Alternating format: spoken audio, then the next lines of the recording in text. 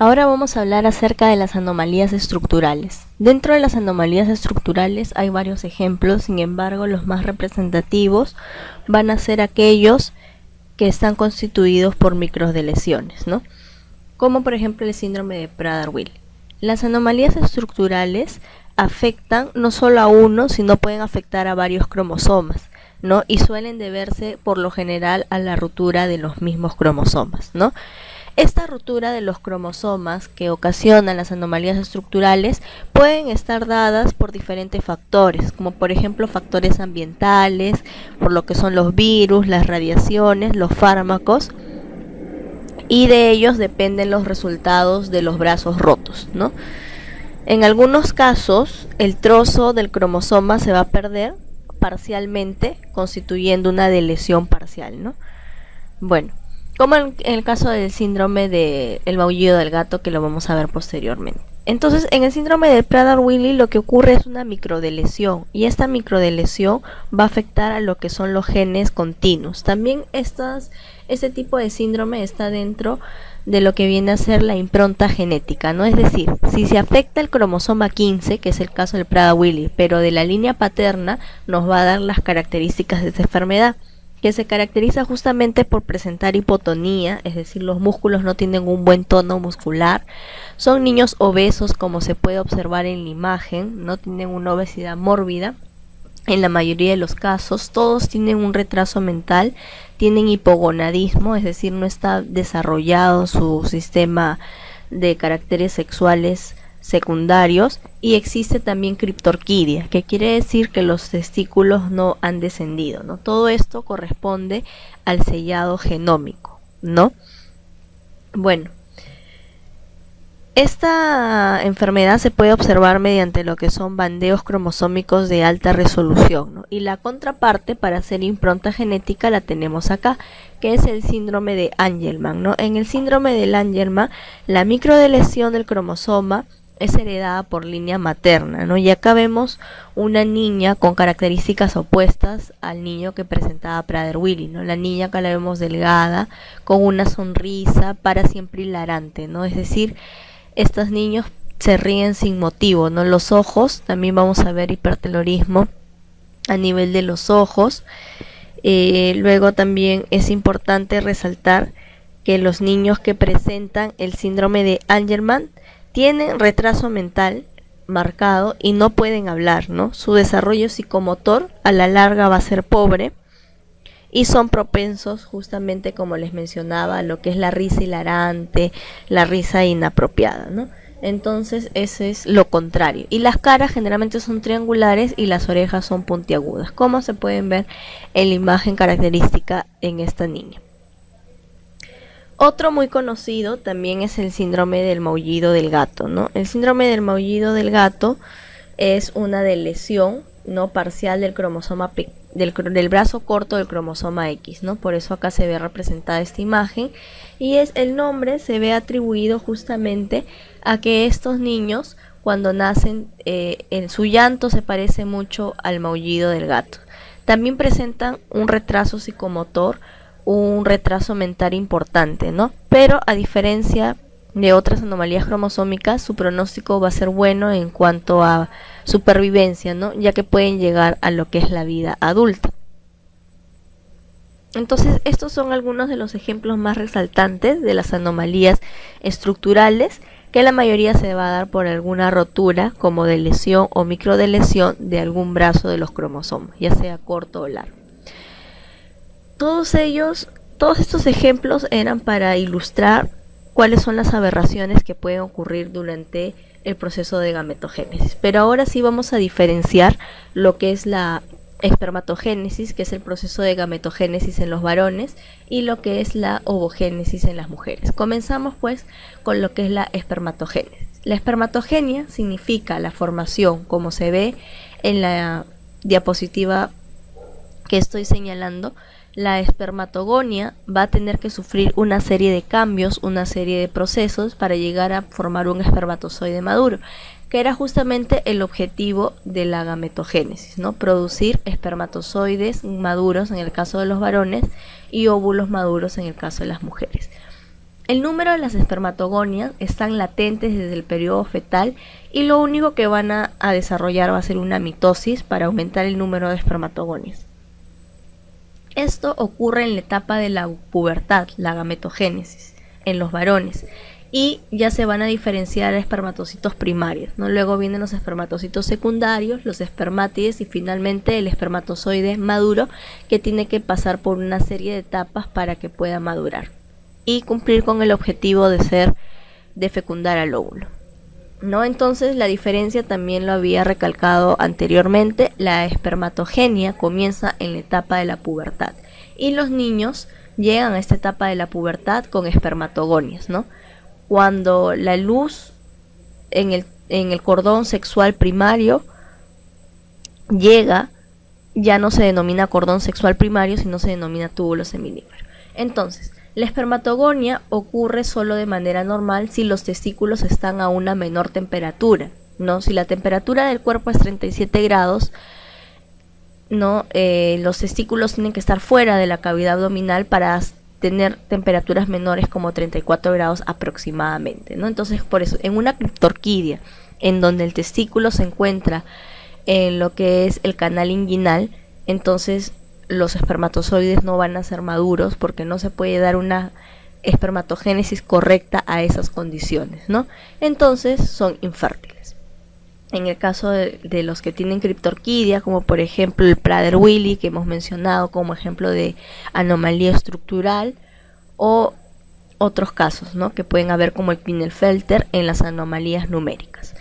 Bueno, entonces esta imagen nos muestra que los testículos están en dos bolsas que se denomina el escroto, ¿no? Ahí se encuentran los testículos y que tienen que estar en buenas condiciones de temperatura, de irrigación, no pueden haber torsiones porque tiene que tener un buen riego sanguíneo. Entonces, en esta imagen es un corte histológico un poco didáctico para poder observar las partes del túbulo seminífero, ¿no? Entonces nosotros vamos a ver de que aproximadamente existen 250 lóbulos, ¿no? Cada una de estas imágenes representan a un lóbulo y existen 250 lóbulos. Dentro de cada lóbulo existe de 1 a 3, como se puede observar acá, túbulos seminíferos. Entonces estos túbulos seminíferos se encuentran enrollados en cada lóbulo y cada túbulo tiene forma de asa, están enrollados en lo que son en formas de asas y sus extremos se van a comunicar con lo que son los túbulos rectos. Los túbulos rectos se van a abrir en una red, ¿no?, o una redecilla, y estos van a constituir el mediastino testicular, ¿no? Entonces a esta redecilla se le denomina la red testicular. Dentro de cada lóbulo, en los túbulos seminíferos, ¿no?, dentro de cada lóbulo en los túbulos seminíferos existe un tejido conectivo, ¿no?, que agrupa a las células intersticiales que van a producir lo que son la testosterona, ¿no? Pero eso ya vamos a ver en otro corte ya más histológico. Ahorita estamos viendo algo panorámico, ¿no? El testículo formado por 250 lóbulos y cada uno de estos lóbulos constituidos de 1 a 3 túbulos seminíferos que se continúan en forma de asas y forman el túbulo recto que se abre en el mediastino testicular o la red testicular. Entonces esta red testicular es drenada hacia lo que son los conductos eferentes, ¿no?, que es un conducto que luego se va a continuar con un conducto muy largo denominado el epidídimo, ¿no? Acá seguimos la secuencia: túbulo seminífero, túbulo recto, red testicular, conducto eferente y el epidídimo con sus partes, ¿no?, la cabeza, la cola, y que la cola se va a continuar con el conducto deferente, ¿no? Y finalmente este conducto deferente va a llegar a lo que es la vesícula seminal para formar parte del conducto eyaculador, ¿no? Entonces, en esta imagen quería mostrarles las partes.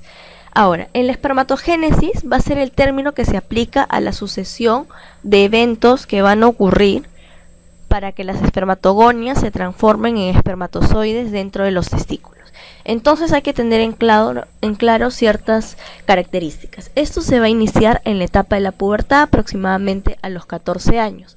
Dura 64 a 72 días, depende también la bibliografía que utilicen, y no todos los túbulos seminíferos van a producir espermatozoides de manera activa. Es decir,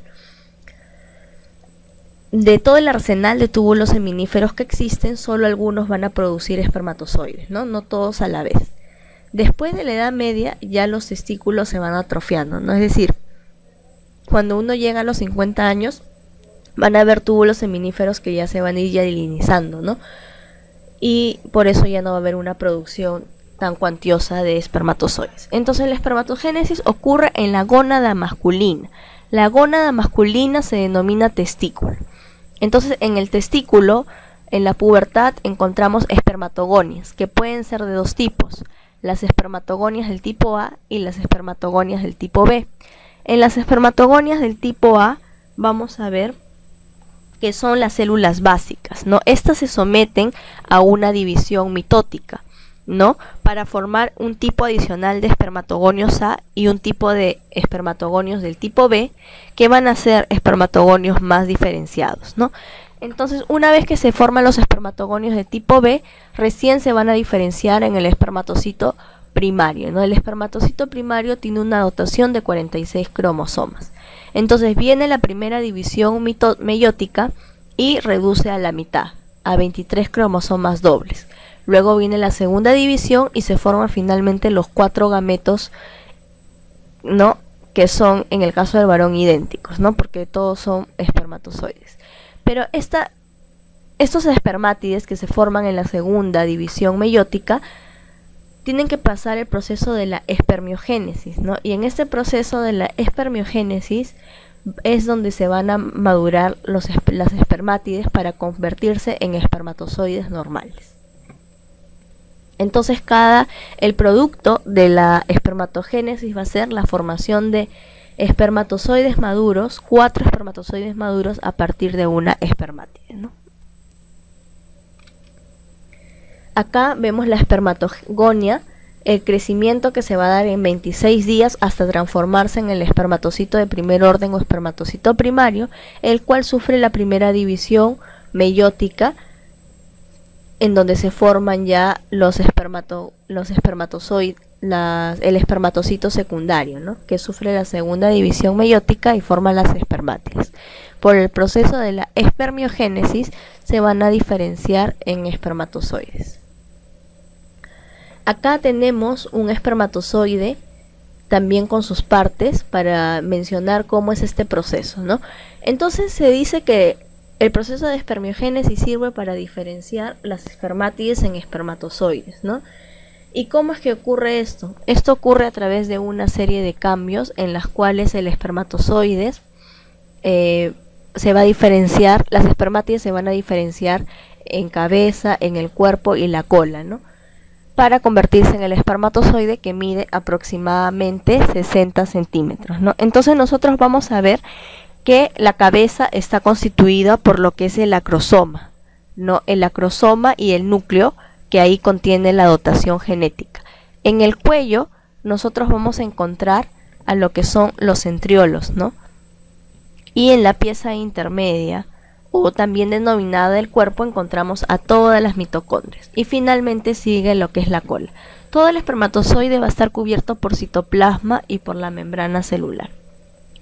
Entonces, de acá es importante resaltar las partes del espermatozoide y que cerca del final de la cola va a haber falta de vaina o de collar, ¿no?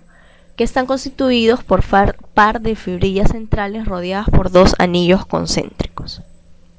Bueno, es importante resaltarles de que en el proceso de la fecundación solamente va a ingresar la cabeza y la cola, por lo tanto la pieza intermedia o el cuerpo no ingresa. Entonces, ¿qué es lo que pasa? Que las mitocondrias no van a ingresar, por lo tanto las enfermedades mitocondriales solamente se van a heredar por línea materna. La cabeza del espermatozoide está formado por el núcleo, que ha sido condensado y que se encuentra de la mitad para abajo de la cabeza, no forma la mitad o la tercera parte de la cabeza, ¿no? Y está recubierta por una membrana celular sobre la mitad anterior del núcleo. Por detrás de la cabeza observamos al cuello, que es una porción pequeña constituida por lo que son los centriolos, ¿no? El filamento axial, que es el que va a dar origen a todo lo que es el cuerpo, va a surgir de la parte distal del centriolo, ¿no? Del primer centriolo se va a dar origen al filamento axial. Y bueno, esto va a estar constituida, justo como estaba acá, la vaina o el collar, por un par de fibrillas centrales. Entonces, estas son las partes del cromosoma que sufren del proceso de modificación del espermátide, ¿no? Condensación del núcleo y el acrosoma, que va a estar cubriendo el núcleo, y esta está constituida por enzimas, por ejemplo la hialuronidasa, que sirven para penetrar lo que es la zona pelúcida en el proceso de la fecundación. Entonces, los espermatozoides se forman en la espermatogénesis, ¿no? Y esta espermatogénesis tiene que darse de manera correcta, porque si no va a haber malformaciones en los espermatozoides. Las malformaciones de los espermatozoides se van a dar por la forma, ¿no? O también por la funcionalidad. En el semen encontramos a menudo espermatozoides anormales. Es normal que existan esto. Pueden haber espermatozoides con cabezas demasiado pequeñas o grandes, que pueden ser cabezas en forma de comas, cabezas estrechas. Puede también haber más de una cabeza, o también otra de las alteraciones puede ser que haya ausencia de movilidad. No se dice que dentro de lo normal es que exista 10 por cada 100 pueden ser anormales, ¿no? Eso está dentro de lo normal. O sea, de cada 100 espermatozoides, 10 pueden ser anormales. Eso es en condiciones normales.